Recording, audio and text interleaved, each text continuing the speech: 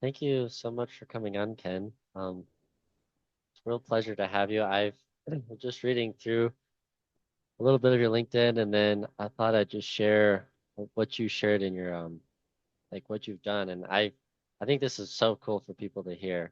Um, so for all who are listening, Ken was a Spanish teacher and HS and ESL teacher in New York from late 70s, and then decided to take a teaching job in Saudi Arabia for family, teach Yeah. English for about 6 years, then returned back to the US, got his MBA, and then was recruited by the FBI, working in counter-terrorism for 3 years, transferred to USAID to help with fraud cases, and was working overseas in Latin America.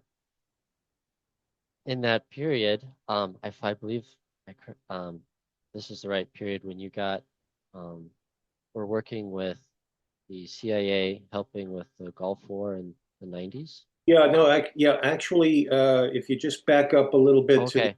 the FBI job, I Yeah. was, I was on a JTTF, a Joint Terrorism Task Force, at in Newark, New Jersey, uh, Oh, and that during that Gulf War period of time, yeah, it was a very active time for us on our squad in the office, and I guess across the country.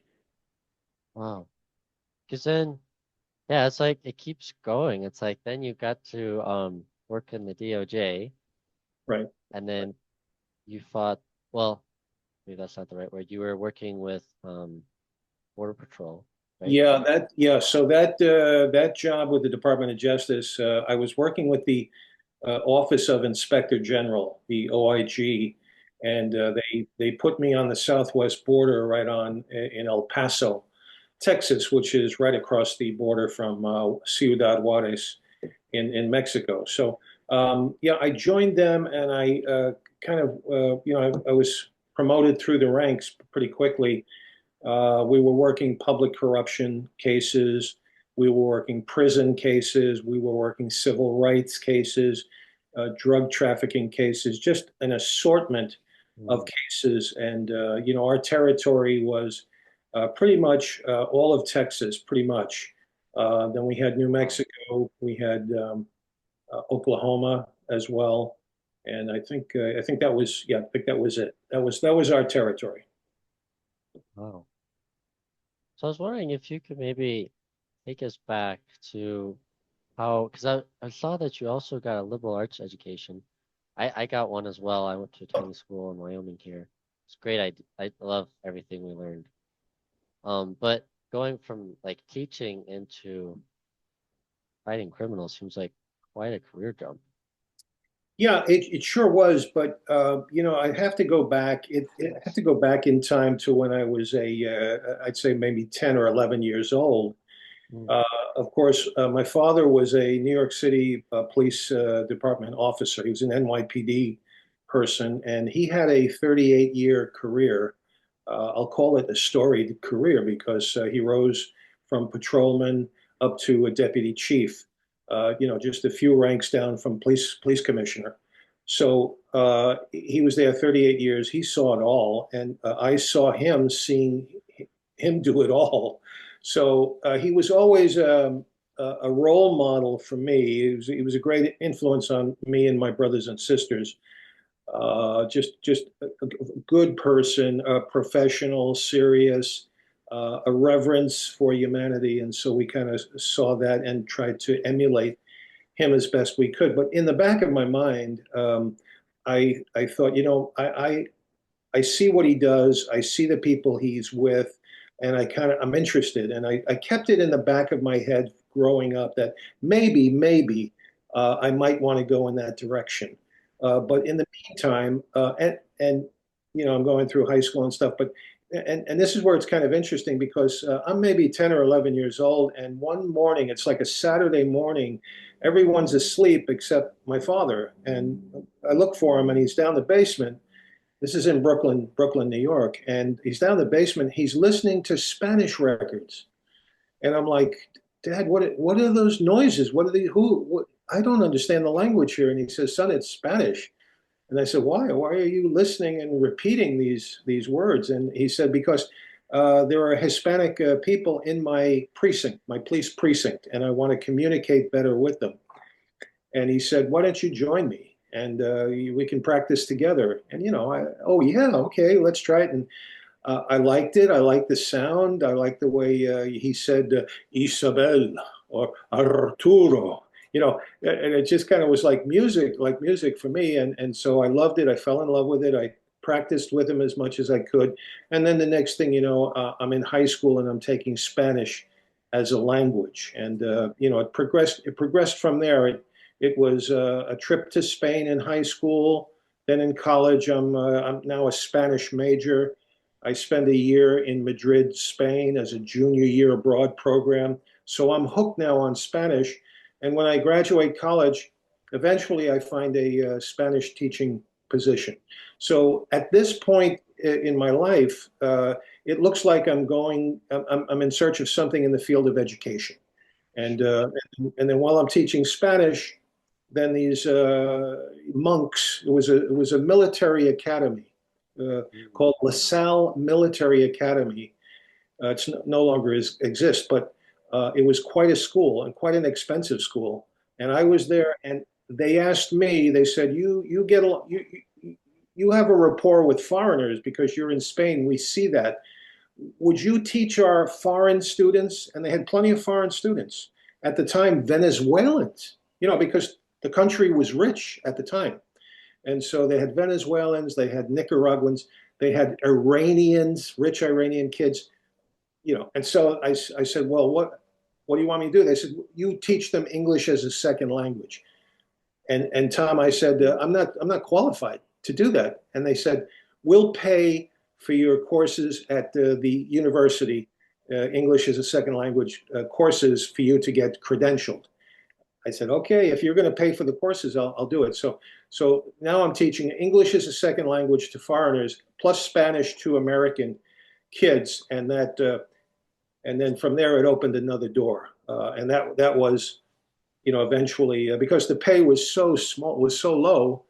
I was making $8,200 a year plus a free lunch. So Yeah. I could, Sounds good. yeah. So I had to live with my parents, and that was, after you get out of college and you're living with your parents, it's interesting, and you're a young man and you want your freedom and you want to get out and explore the world. So, but that all those things kind of led to this, the Spanish with my father, and then going to language put me into teaching, and then the teaching took me to English, and then the English took me to Saudi Arabia, and then that you can just imagine what doors would open after that. So Yeah, what was it like being in Saudi Arabia? Talk well, about education. I was thinking about that before I came on your show, Yeah. uh, and trying to describe. I was thinking about what was it like when I got there? That I got there about midnight. I flew in from Italy, I think Rome. It was a Rome to Riyadh flight. We got in about midnight into the old Riyadh airport, and this was in 1979. I think October, beginning of October.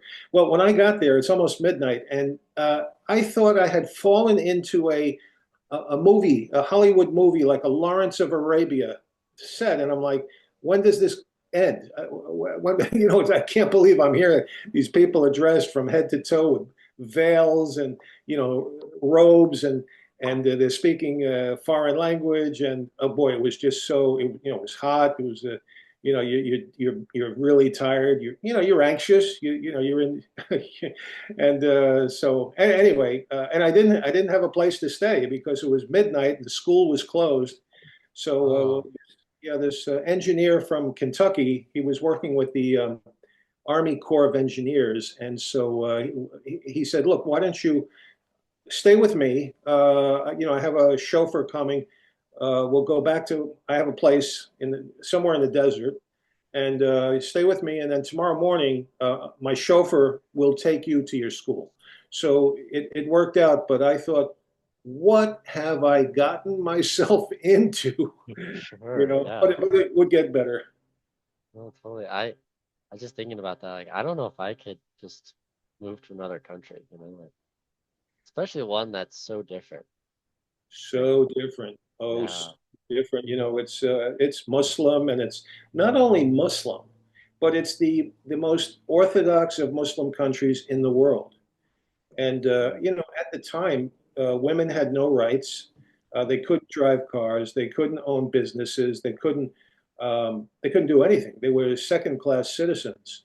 mm, And at the time, they were still, there were no movie theaters, no alcohol, none of that stuff existed on the outside. And then, there were beheadings. They had public beheadings in the city. So this is the kind of, they had religious police. They had religious police. They'd be walking around, and if they didn't like if you had a cross, oh God forbid you had a cross oh, spill out of your shirt. It happened to me, and it almost got me killed. And really? that's another story. But they'd see the cross and they'd rip it. They could. Some of them were really physical. Some of them would say, "Hey, hey, sweetheart, put the cross back in." Okay, fine, that's fine. I will. I respect your culture. I'll put it back in. Others would just rip it off your neck.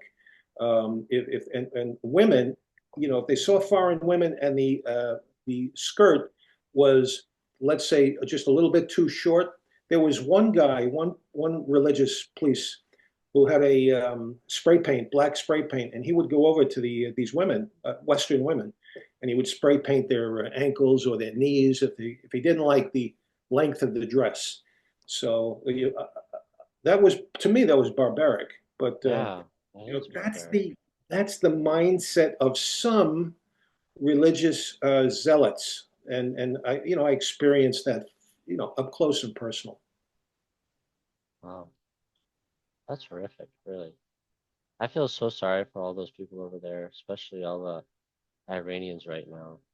It's crazy.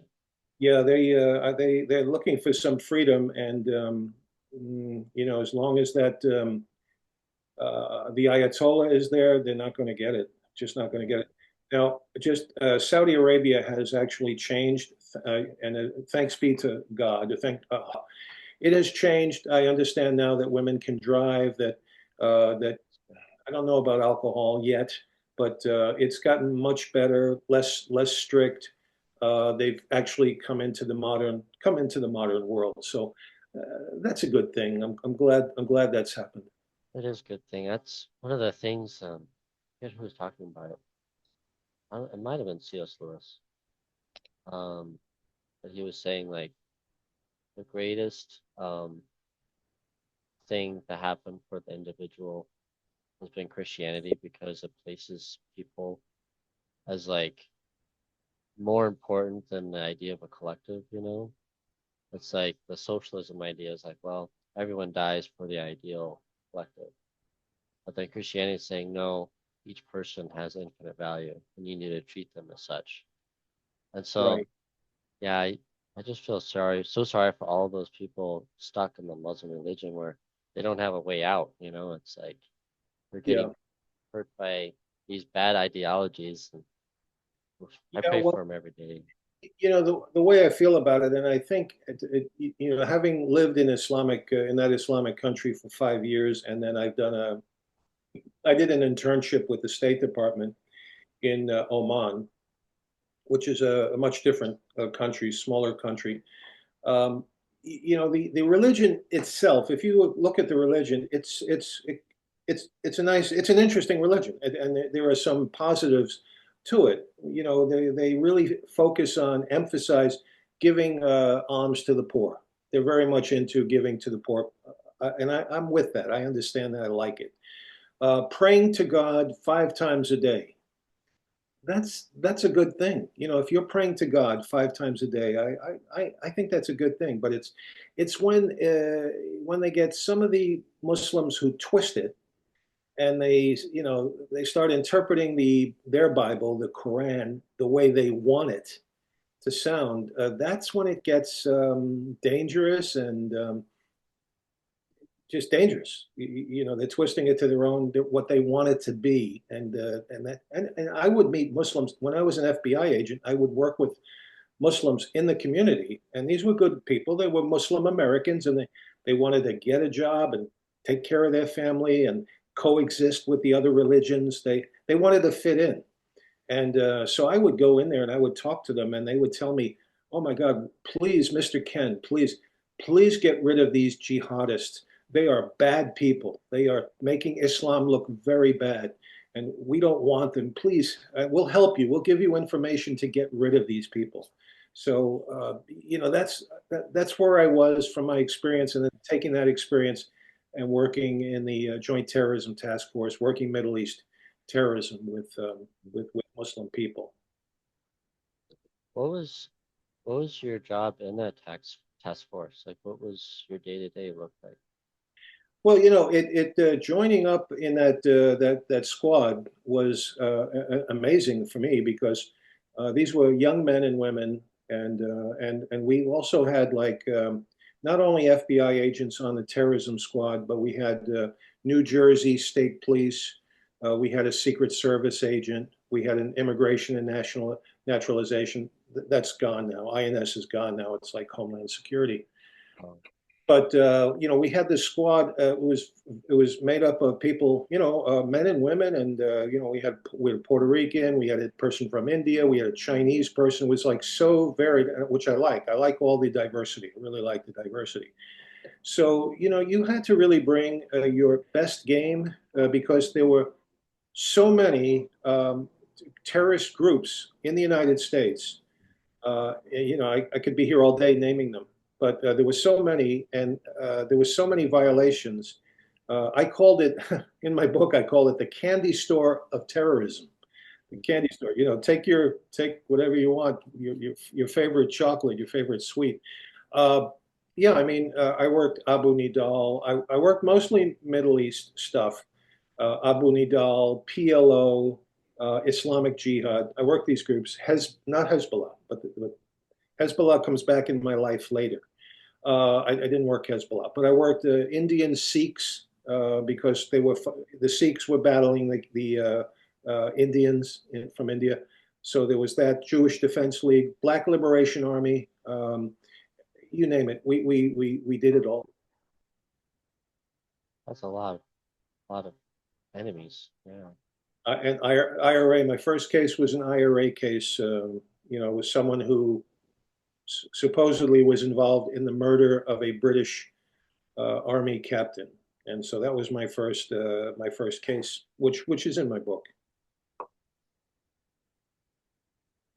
That's, so when you moved from education into um, Law this type enforcement. of work, law enforcement, yeah, what was the turning point there where you decided that it was time for something else, or?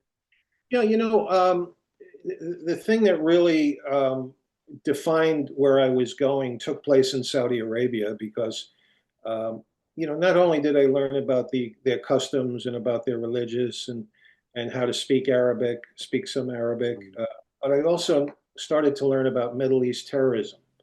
And I was in Riyadh, Saudi Arabia, for maybe 1 month when the rebels, they had rebels in the country. They seized the holy mosque in Mecca, and that was big stuff. Of course, the government blacked it out, but we heard what was going on through nurses. We knew British nurses that were in the hospital, and they were fixing up and stitching up all of these Saudi soldiers from the National Guard who were fighting the rebels in Mecca, and they were flying them into Riyadh to patch them up. And in some cases, they were sending dead bodies, National Guard.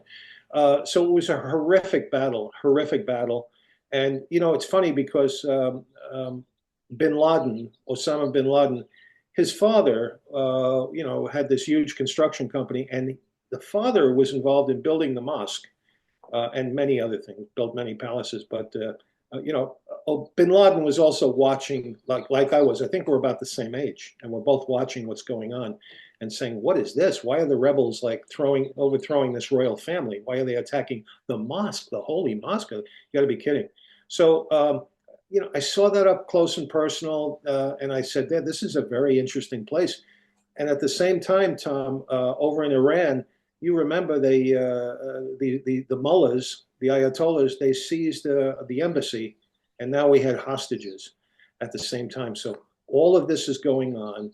They in Pakistan, they thought the CIA had destroyed the mosque, that the CIA was behind this. They weren't, and so they got all crazy and they burned our embassy down. They killed two of our people, and all of this is going on, and I'm just there like like 1 month, and I'm saying, God, this is amazing. But I found it fascinating, and then at the same time, and I didn't know this till later, they were having their own little civil war in Saudi Arabia with Shiites against the Sunnis. Of course, the royal family and most of the Saudis are Sunnis, but they have small pockets of Shiite, connected to Iran. But these are Shiite communities in Saudi Arabia, and then they had like riots, and there were like 100 people were killed. So I'm fascinated. I'm trying to learn all of this and find out why is the Middle East on fire? And then I got pretty interested in it. And when I left Saudi Arabia, my first stop on the way back home was in Egypt. I went out to the grandstand where the Islamic Jihad had assassinated Anwar Sadat, the president of Egypt. And, so I went in there. This was 4 years after it happened, and the grandstand was empty, eerie, just me and the taxi driver. And I'm poking my finger into the bullet holes.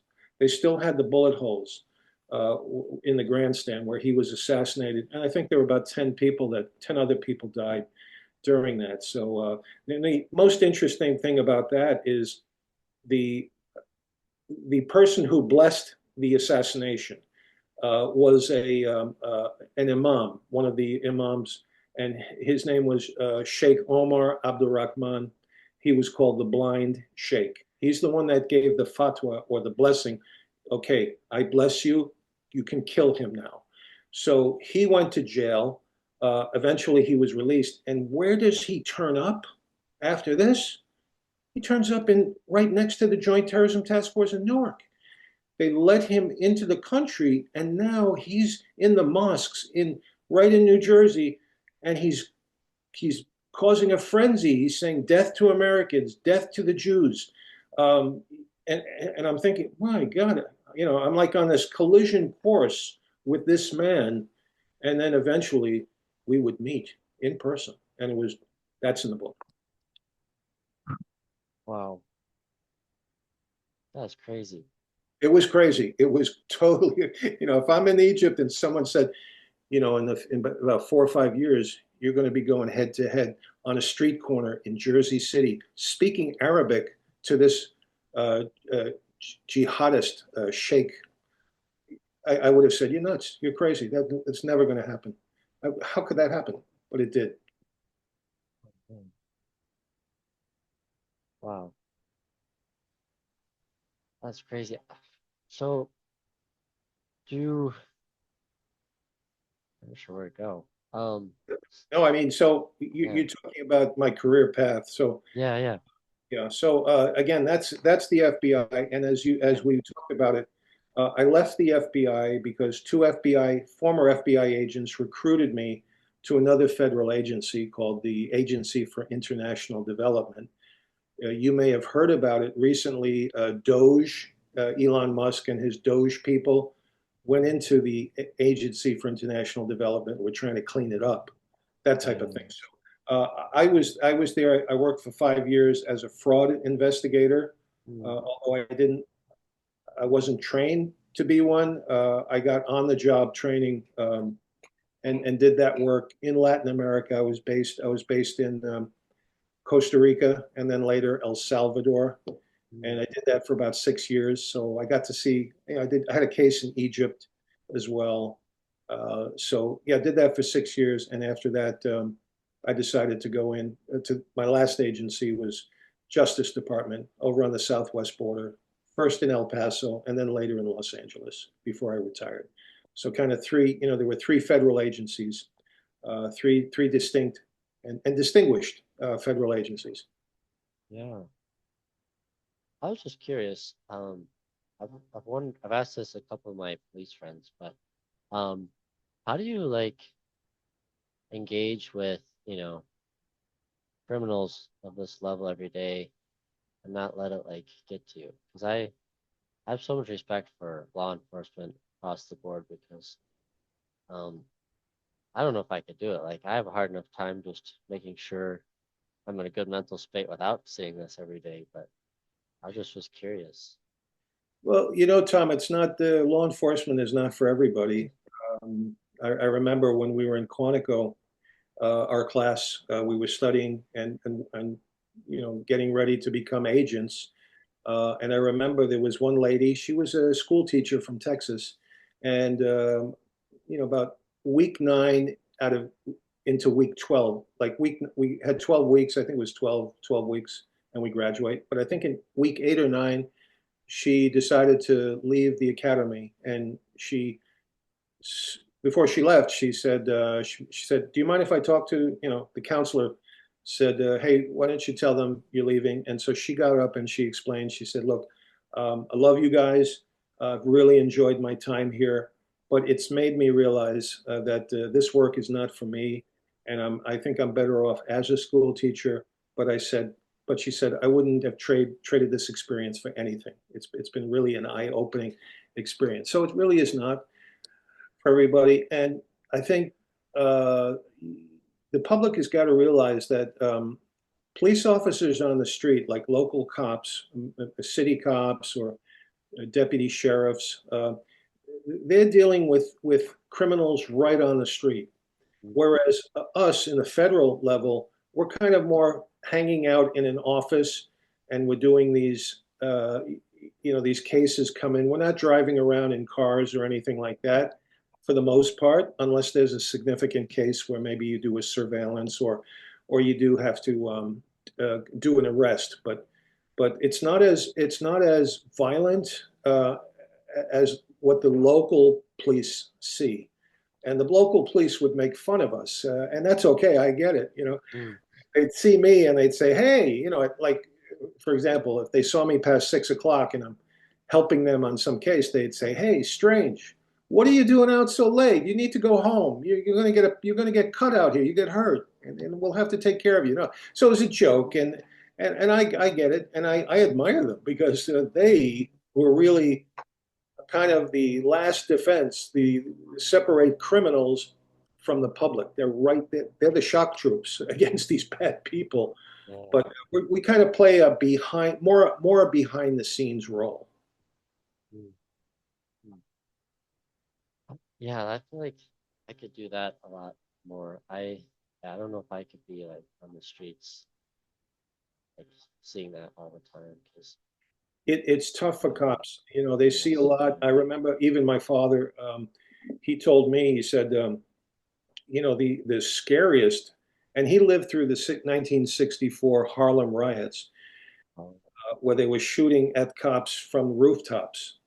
So he lived through that, and then he retired, and he retired shortly after a riot in New York, the Tompkins Square riot. He retires after that, so he saw a lot of stuff. But yeah, I mean, cops see a lot, and they undergo a lot of stuff. So it's and so for cops and even for feds, you have to have balance in your life. You can't bring the job home, although it's hard not to. Well, that's why you should try to have a good family life. You should try to have contacts outside of law enforcement. Just to be with different people, with other people, because law enforcement. If you're spending your free time with law enforcement, it's like you never get away from the work. I mean, it's just never yeah, it never stops. So that I think spirituality is a big part of it. Hopefully you find either a church or temple or whatever your religion is, but you have to find spirituality. And the other thing is, I always said, work out, lift mm, weights, swim, yeah, have that healthy balance, read a book, swim, balance. You need to balance it. totally.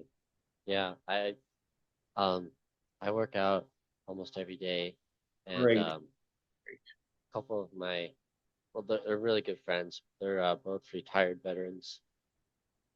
Um, but they've kind of been through a lot too. Oh, yes. One, are you familiar with the lone survivor story? Yeah, so absolutely. Yeah, Yeah. yeah. Um, my friend Steve, he knew Michael Murphy actually. He used to train with him. Michael Murphy. Yeah. Yeah. Michael And Murphy Michael Murphy's from Long Island. oh, I'm originally from New York and Long Island. Michael Murphy was like from two towns away from me, and the interesting thing is, for me, that's kind of bittersweet. My mother is buried in the cemetery in Calverton, very close to Michael Murphy. So oh, so if I'm in New York and I get the chance, I go visit my mom, and then after I say my piece with my mother and my father, who's a Korean War veteran, mm, and from that era, and I will talk to them, and then I'll go over to Michael Murphy, and I'll just thank you, thank you for laying it all out on the line. For me, it's a very moving thing because I'm dealing with Michael and then my parents. yeah. Wow. Yeah, um I watched that movie and I was just blown away. I was like, I couldn't believe, Unreal, especially when they jump off the cliff. I was like, unreal, unreal. I guess you would do that if your life is if you're going to be killed, you do just about anything yeah, to survive. But it's one of the saddest movies mm, I can ever watch. It's really sad. it's sad. Yeah, it's just it's so hard because you see those guys that they're they're really truly loving people. Like they decide like, well, I'm just gonna go fight the worst so that not only my family but all the other families here can have a good life, you know? And Mm, then you see that and just when their ultimate sacrifice and they keep going even when they have barely anything left, you know, and they're shot up and they're still firing back. Actually, I have a friend, his name's Jordan, and he was which deployment he was in, but he was checking a caravan uh like a checkpoint. He was a bomb tech, so he would go through oh, cars, make sure it was all good. wow. And so he checks this one car, he gives it the clear, and he turns around, and there's this guy, and he just starts shooting at him. And Wow. so he gets shot through the head, Oh no. and then he said instinctively, he doesn't remember this. He went back down and he shot the guy, Oh, gee. and then he fell off. It was like on the side of a road cliff, and Yeah. he falls 30 feet. Oh, And then the medic gets to him. The medic's grabbing him, and the medic's like takes the helmet off and is like trying to bandage the head. yeah. They get him on the copter, and during this whole time, Jordan's like trying to peel out and say, like, "Take me back in. I'm good." Like Yeah. he doesn't remember any of this, and then I believe it's 6 months later he wakes up, Wow. and Wow. but Wow. I was blown away because yeah, like he instinctively just kept going, like he wasn't even aware of what he was doing, and I was like, that really shows the goodness of someone, I think, when they instinctively, without even thinking about it, go into it. So it's Yeah. so Yeah. cool. Yeah. And the other thing in that lone survivor story, of course, you remember the helicopter full of Navy SEALs that were trying to get to their rescue, and it was shot down by an RPG, and all of those people were killed. Um, Yeah. that is the saddest thing. One of the saddest things I've ever seen in my life. Yeah, but that's the worst. Like when the guy's coming in to help, Right. Right. they don't even have a chance. Hold on just a second. It's getting up. Just want to Very good. bring this down a little bit. Yeah. There's a little more color here. Oh, yeah, it's a nice ambiance. Um, so what inspired you to write your books? Was that like something you thought about for a while, or what Yeah, was it? I've been writing since I was 11 years old. I just love writing, and Mm, I remember I had retired from the government, and I was working for a security firm in Pasadena, and I had lunch with a vendor, and the vendor said, "Hey, what did you do prior to security?" And I said, "Oh, I was, with the FBI and with two other agencies." And he said, "Wow, I bet you have some interesting stories to tell." And I Yeah, I said, yeah, I guess I do. Yeah, so what? You know, and he said, no, no, no, no, please. I want to hear. Just give me one story. I really want to hear. And I said, huh? And he goes, no, no, please, please, one story. All right, so I told him a story, and he goes, wow, wow, oh my God, that's unbelievable. I can't believe that. You need to write a book. You probably have the other stories, and then this one you told me, and that's a book. And I thought about it after that later, and I thought, you know what? I have a bunch of stories. I could do that. I could write a book, and maybe I should.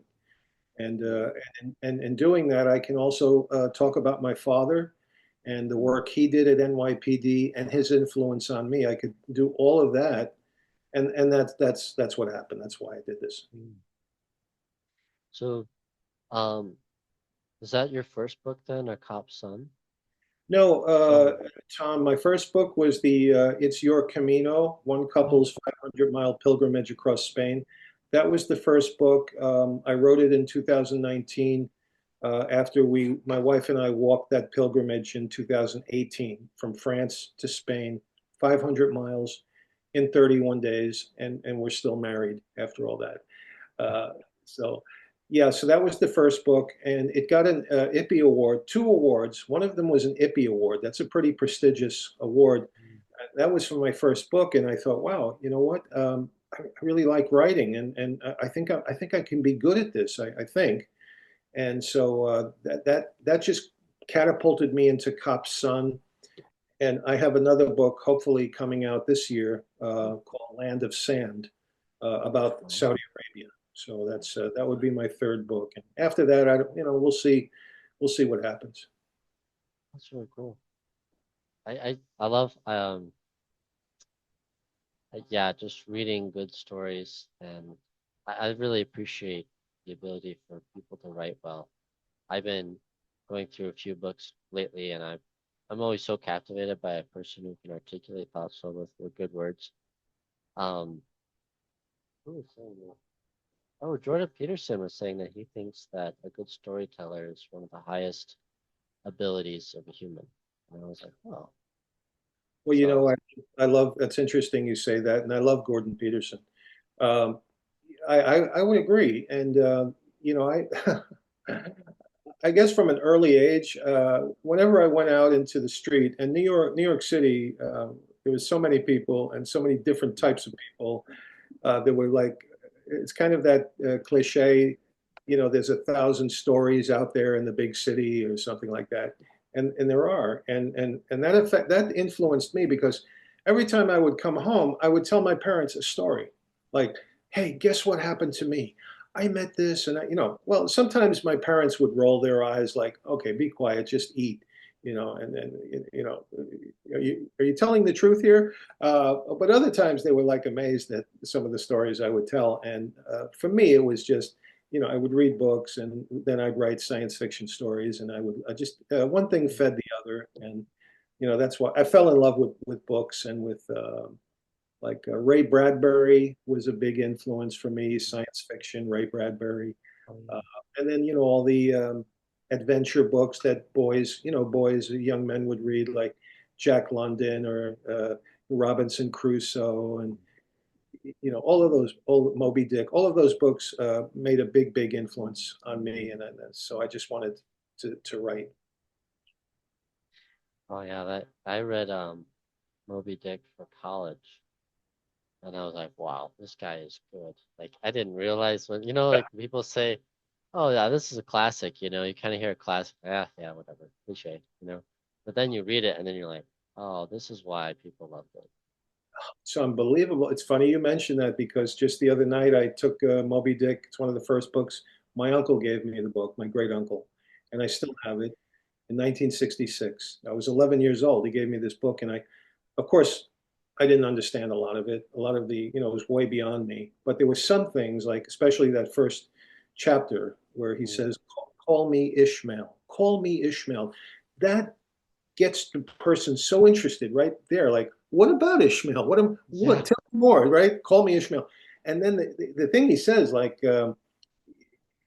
when you go, he's talking about someone kind of, it's really someone who is depressed, but he's describing the person as whenever I feel the word, I'll never forget them. He says, grim around the mouth. When I feel grim around the mouth, uh, on these damp and drizzly November, whatever it was, I'd never heard that before. And I said, my God, yeah, I kind of, yeah, yeah, I think he's nailed that. Grim around the mouth.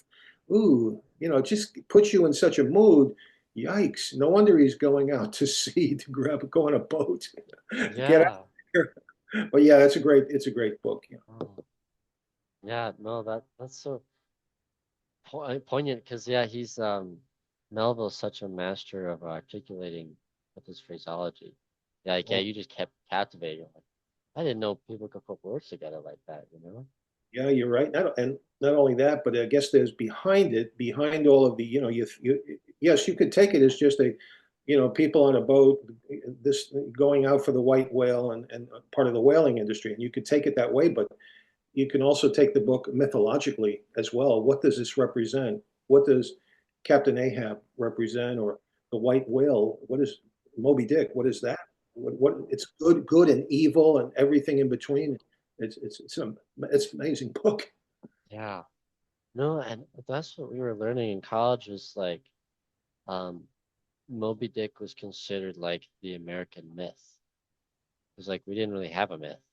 And he kind of like showed us like, well, this is based off of a real story, and he just added to it to kind of give a lot of the symbolism like Ishmael and Yes, the Ahab and yeah. symbolism. That's right. And you think of the other characters on the boat, the harpooner, and there's Queequeg, and he's an Indian, and or there's a Pacific Islander as well. All these characters on this boat is just awesome. Yeah. Yeah, Starbuck. Starbuck, yeah, Yeah. the Yeah. character. Well, Wow. And the movie was with Gregory Peck, which was pretty good. Richard Basehart, Gregory Peck. It was like a John Huston movie. I think it was John, and it was okay. It was for that time period and back in the late, I think it was 50s, late 50s. It was a pretty good movie. have you seen the new movie In the Heart of the Sea? That's with the Australian. Is that the Australian actor? Yeah. Hemsworth, right? Yes, Hemsworth. Yeah. I did see that. It was pretty good. Yes, Yeah. pretty I good. liked how it was the backstory, the story of the Essex. Yes, yes. So yeah, because I read about it on well Wikipedia. I didn't know where else to find it, but um yeah, like how they said yeah no one survived. It was like this No, ship that encountered this whale that destroyed it, and oh my God. I yeah. can't imagine. Yeah, it's just amazing. I love the movie, and Hemsworth's a pretty good actor. Yeah. Um, what was I just was curious if you could um talk a little bit about what inspired you or drew you to the Camino. Great, that's a great question. And again, I think it goes back from this that Spanish thing that I was talking about from high school, and then the trip to Spain, all of that stuff. When I was Yeah, when I was a student in Madrid, I got a hold of a book, or maybe even no, maybe it was back in high school. I got a hold of James Michener, a book called Iberia, and at the time it was the be all and end all book to describe Spain. I think it was written in like 1969. So we're talking about Franco and that the dictator. So it was an unbelievable book. I love the book. I must have devoured it. I read it several times, and then when I got to college, I read it again. And there's a chapter in there about the pilgrimage to Santiago de Compostela. Um, and what is interesting, and I said, well, I'd like to do that. But at the time, when I was in Madrid, I was there in 1975. I found out later, I did research, when I was in Spain that year, how many pilgrims actually did that pilgrimage? There was 74 in 1975. So I remember the number because it's like one off. Uh, 74 pilgrims. And when my wife and I did it in 2018, it was 327,000 pilgrims. Can you imagine? I mean, that's like, that's crazy. How its popularity has increased over the years. Now, it went down a little bit in COVID, but right now, Tom, it's at almost 500,000 pilgrims a year do the pilgrimage. 500,000. Wow. Can you imagine that? And now it's gotten to the point where it's a little bit too much, and it's difficult now to find places to, lodging, things like that, because there's just too many people. Yeah. But what's also happened now is that there are different routes. They've made different routes to get to the Santiago. They have one from Seville. They have one. We did another Camino. We did the Portuguese coastal Camino in 2020. I think it was 2021. We did it, and that was unbelievable. So they're making more routes, and this way more people can be siphoned off to different places. But you all come in at the end, and you hit this cathedral in Santiago de Compostela, and that's where Saint James, supposedly his remains are interred in this cathedral. Supposedly, Saint James being the apostle, right, from who was beheaded in Israel in Haifa. I think Oh, he was yeah. beheaded. Right, he's beheaded. So. That always interested me, and then it was just kind of the right time in my life. I was getting a little bit grim around the mouth, as they say, as he would say, a Melville. And I just thought, I'm 62. I was kind of on this treadmill. I was working different jobs after I retired, and I was just on this treadmill. And I said, I need something different. And then we ran into the actor Martin Sheen. Uh, Martin, the West Wing Yeah. actor. So Martin Yeah. Sheen, and he's interesting because he kind of, that's another story, but maybe in this book that I have coming out, I talk about meeting Martin Sheen in New York.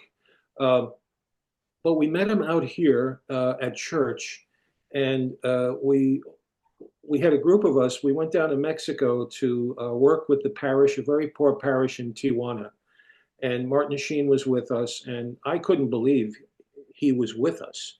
And I couldn't believe, especially at his age. And he was coming off some surgery, maybe heart surgery. And he was out there like with the kids, playing with the kids. He was, money, presents for the kids. And he was the most important thing, Tom, he was devoting his time Mm. to poor families in this church.